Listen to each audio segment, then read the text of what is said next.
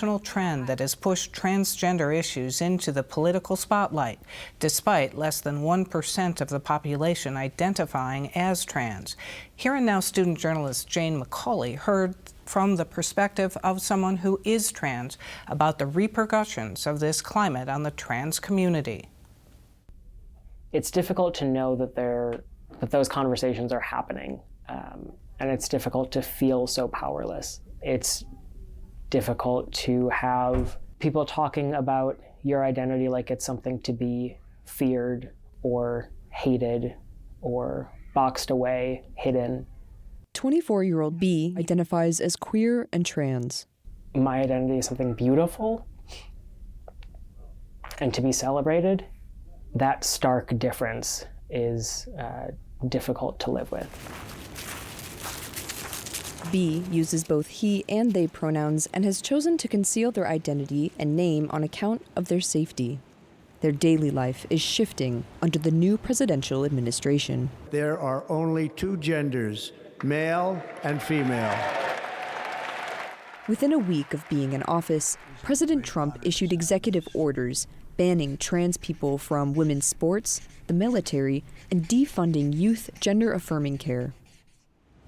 When your government doesn't want you to exist, it is scary and it is a heavy burden. I exist exactly as I am. Donald Trump just doesn't get a say in that. Questioning trans rights at all levels has been an issue Republicans have been running on for the last few years. It helped propel Trump to the White House. Well, I do appreciate the fact that he's now defining for America, for government policy, that there are two genders, men and women. He's moving to protect women from having to compete against male athletes, from having biological males invade their locker rooms and other private spaces, their bathrooms. So, I certainly appreciate that. That's something that I think is also very popular. That's what the American people support. The general public is told a lot about trans people, and very little of it is told by trans people. Abigail Sweats is executive director of Fair Wisconsin, an LGBTQ+ advocacy group based in Madison. And that is striking to me because of the fact that creates not only like an absence of knowledge, but an absolute misunderstanding of the reality of the lived experience of trans people. Fair Wisconsin is looking toward policy protections for trans rights at all levels. The local avenue, the school board avenue, the state avenue, those are open, and we will go down that road. It's difficult to know that those conversations are happening, and it's difficult to feel so powerless. It also, again, just confirms that this is not about any particular issue that folks have with trans people. It's just about removing trans people from society. Therapists like Colton Shenicky are ready to provide support and resources. Colton is transgender and non-binary and uses they/them pronouns.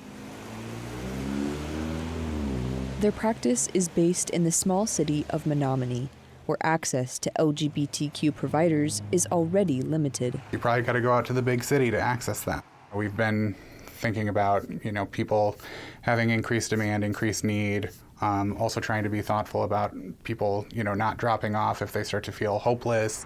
Since November, LGBTQ crisis hotlines have spiked, one hotline seeing a 700% jump after Election Day. B remembers needing that community support. Being able to see trans adults not only surviving but thriving in adulthood and loving their lives and the people that they became gave me hope for my own future. I also do not think you need to know every detail of someone's identity to respect them as people. If you're not getting hit by the stones thrown at us, you're not standing close enough. I am scared beyond belief for the future of trans rights in this country, for the future of trans people in this country. I am also stubbornly hopeful that trans people and our allies will come together and will resist every attempt to strip us of our rights and our humanity. Reporting from Menominee and Madison, I'm Jane McCauley for Here and Now.